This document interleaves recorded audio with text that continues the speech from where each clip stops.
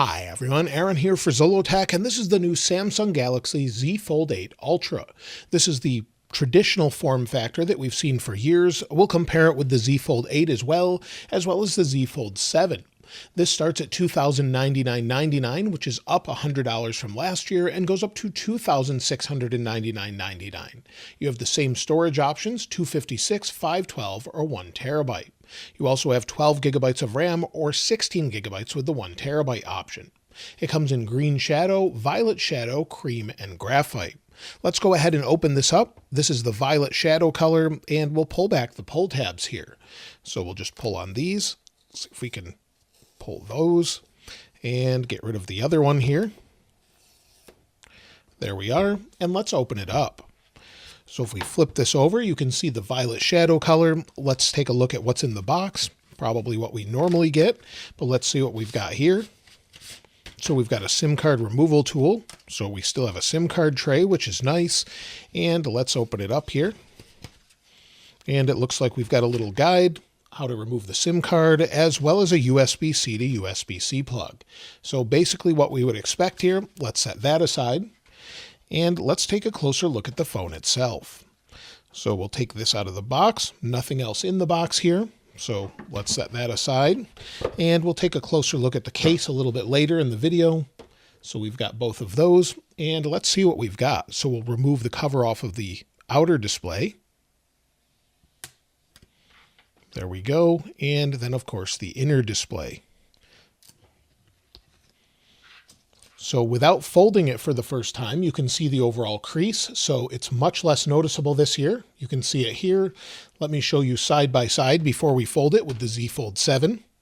So if we open it up here, side by side, you'll see that here. You'll also notice that it's less reflective. There's a new anti-reflective coating on it. Now it's not as good as the S26 Ultra's display, but we do have an anti-reflective coating, which is better. It's a much nicer crease this time around, and it's been redesigned a bit.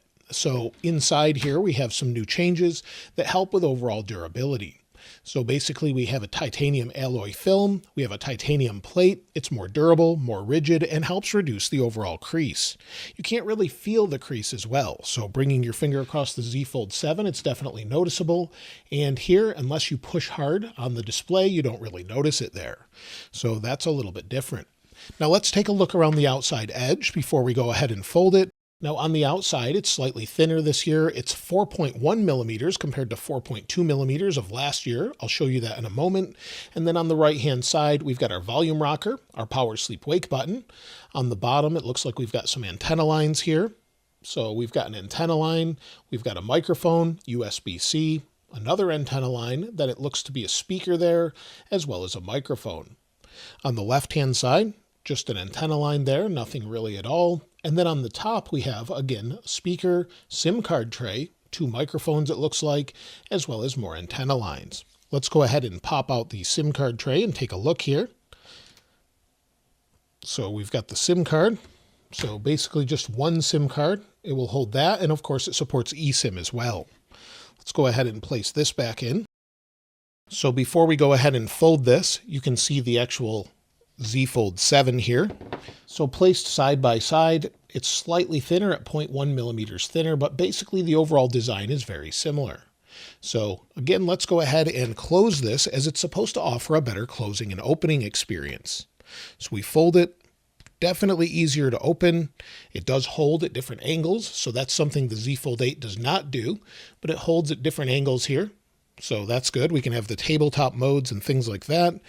We can even have it at a slight angle there, and then it will open up. But you'll see here, if we close them side by side, they're basically the same, just different colors, but slightly thinner with a redesigned hinge and an easier opening. So you'll see here, they've changed some of the bezels here, or some of the sort of edge of the display. So it's a little more chamfered and easier to open. Now with the outer display, it's basically the same as last year, but a little bit brighter. So it's a 6.5-inch cover display, FHD Plus 2520 by 1080 Dynamic AMOLED 2X at 3000 nits. Now the 8-inch main display again has an anti-reflective coating on it, and it's 2184 by 1968. It's a QXGA Plus Dynamic AMOLED 2X, 120 Hz, again at 3000 nits. Let's go ahead and turn it on. It does not have S Pen support, but let's turn it on here. We can get it set up and we'll compare it with the Z Fold 8 as well. So this is the Ultra. The Z Fold 8 is the wider one. Let's see what we've got. Wait for it to boot up here. There we go.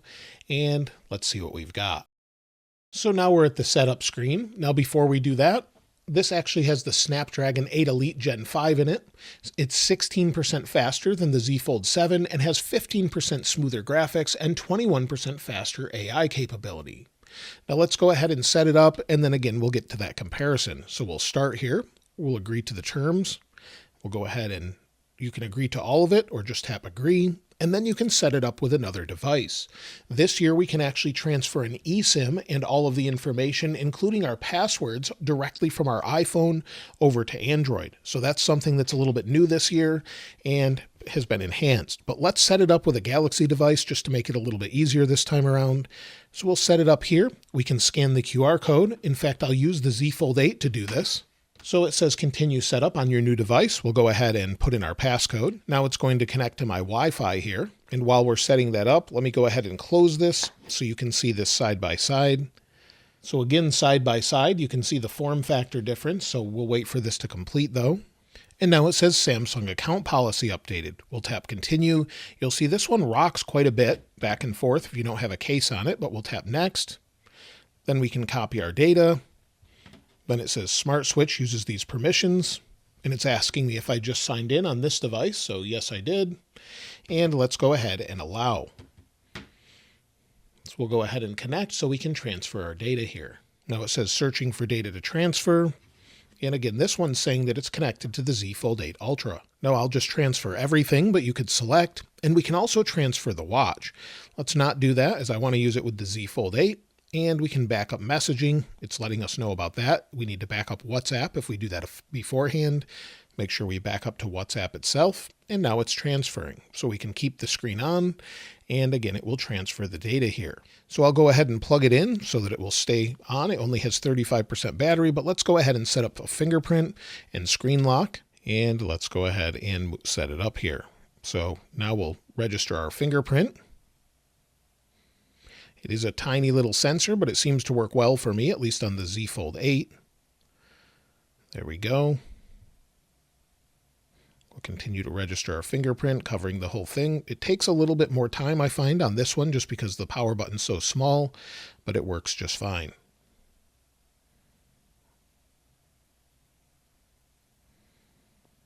There we go. And then we'll tap next. Then we can test our fingerprint, and it recognizes it, and it works just fine. I had to agree to Google's terms and conditions, and now it says Meet Gemini, your personal AI assistant. We'll go ahead and make sure that's on. We can use Google hands-free, and it says getting your phone ready. Now we can use Galaxy AI. We'll talk more about that later, and then we'll tap next. We can use Bixby as well if we want. Tap next, and then go ahead and continue. And now we have Samsung services for auto blocker, customization service, and personal data intelligence. We don't have to use that, but we can. And now it's saying take care of your phone. Pressing the screen or front camera lens with a hard or sharp object, such as a pen or fingernail, may cause damage such as scratches or dents. When you fold the phone, make sure there's nothing inside. The phone isn't dust resistant, so it says exposure to small particles such as sand may cause damage, and this phone is water resistant. Immersion in any liquid other than fresh water, such as salt water or alcohol, can damage your phone. It also says don't remove the protective screen inside, or the cover. So that's all pretty typical. Let's go ahead, and it says you're all set up. We'll go to home, and there we go. Also, it's telling me we're 19.7% done, so again, we'll give it a little bit of time here. Let's go ahead and unplug power here from it. And now we do have a 5,000 milliamp hour battery this time around that's silicon carbon, and it charges at 45 watts wired or 20 watts wireless. So it's nice that they've updated it. However, with silicon carbon, I was hoping for a little bit faster charging speeds, but either way, 45 watts is great so far. Now, as far as a comparison between these two, and then we'll take a look at some of the features of the device. If we bring in the Z Fold, or the Z Fold Wide as many people are calling it, you'll see side by side, here's the form factor. So if we turn on the displays, you can see what it looks like. So we have very different form factors, top to bottom here. Again, if we bring it over to the back, you can see what it looks like. And side by side, thickness wise, The Z Fold 8 Ultra seems to be slightly thinner or very, very similar that way. The camera bump, of course, is a little bit large as well, but very similar there. Very similar layouts, and you can see the hinge as well up close. Everything looks very, very similar. So very well built. However, with the Z Fold 8, of course, it's a little bit wider. So this gives you an idea. One of the things I like is the larger display. If we go into maybe Chrome here on the display, so you can see the keyboard side by side. I really like the wider keyboard on the Z Fold 8. And then if we open these up, this gives you an idea of what they look like. So we'll show video as well here in just a moment so I can show you what it looks like. But again, side by side, when they're open just like this is what they look like. Now if we rotate this one, the Z Fold 8 Ultra, again, is a little bit taller that way. So side by side, they're slightly different dimensions. And if maybe we're playing a video, so if we go into YouTube, for example, so again, comparing these at the Samsung Unpacked event, let me move this out of the way so you can see this. So this is what a video looks like side by side. So if we tap on it, this is how much screen room you have with bars on the top or bottom. Of course, we can pinch in and make it full screen, but you're going to miss out on some of that content. Now, if we were to rotate this, so maybe we rotate it top to bottom this time, you'll see the bars are much longer or much wider.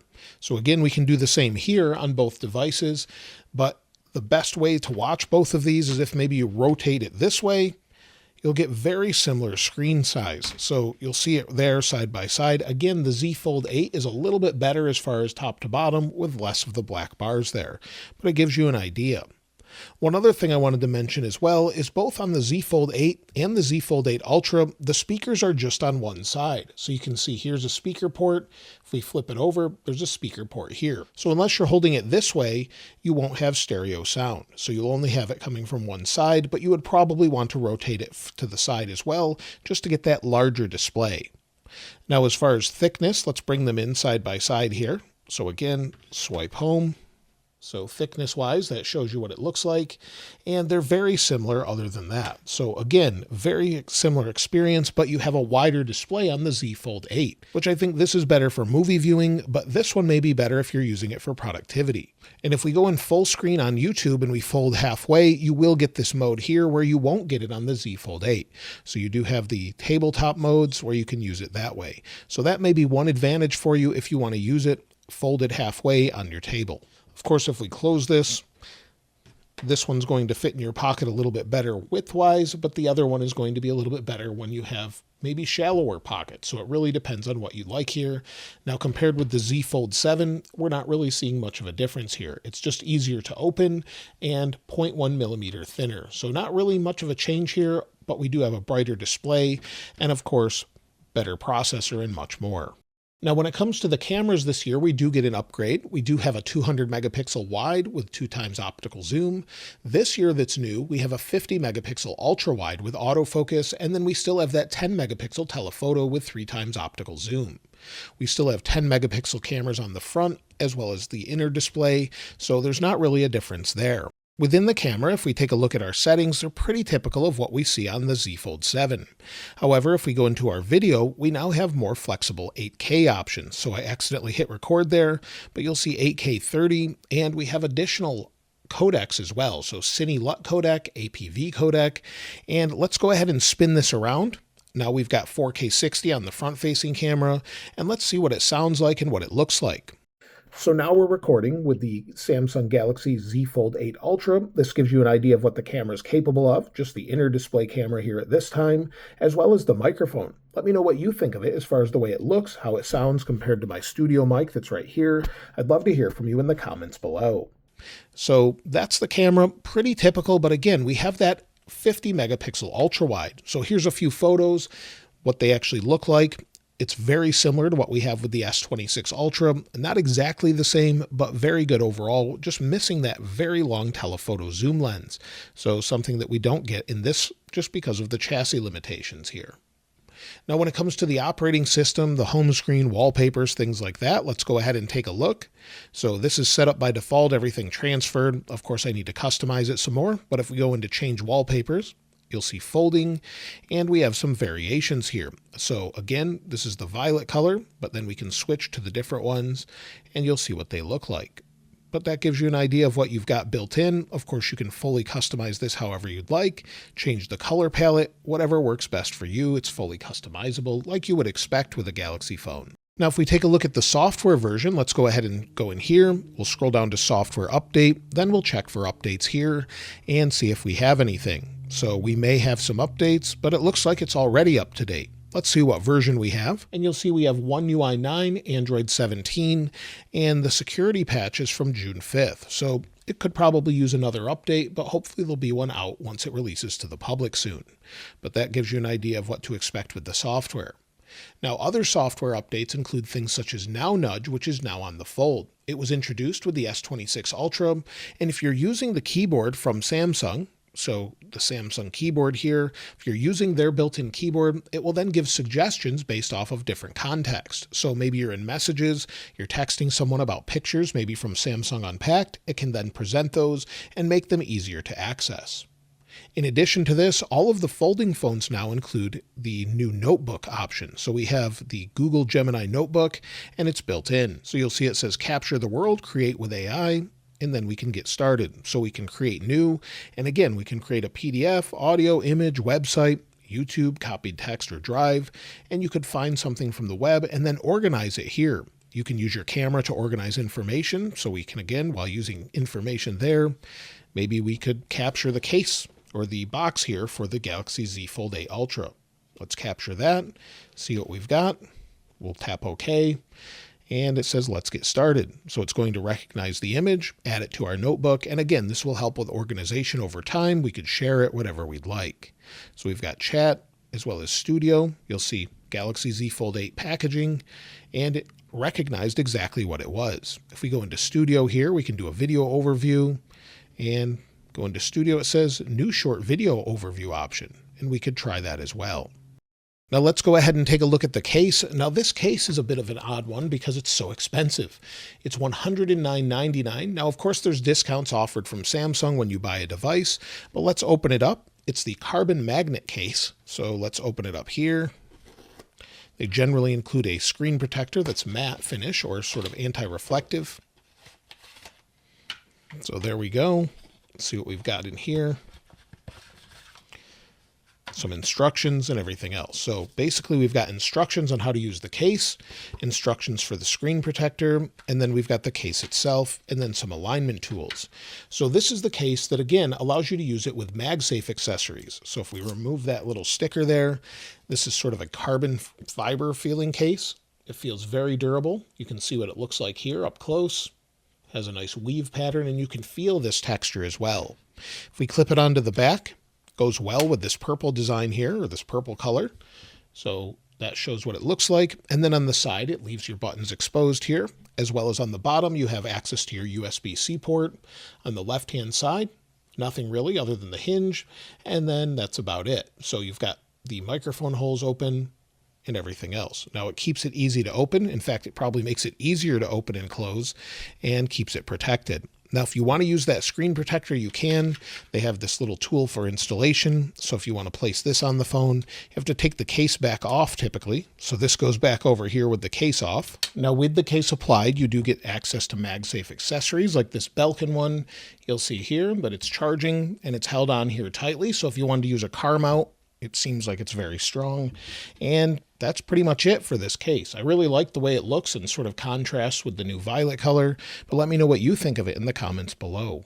So that's pretty much everything with the new Samsung Galaxy ZFold 8 Ultra. I think it's a nice upgrade. Year over year, I'm not sure that you should update from the ZFold 7 if you already have one, but maybe if you wanted to go for a different form factor, the ZFold 8 is great. Let me know what you think of it in the comments below, and of course I'll link to where you can pre-order it or buy it if it's already out with additional accessories, updated trade-in values, and more.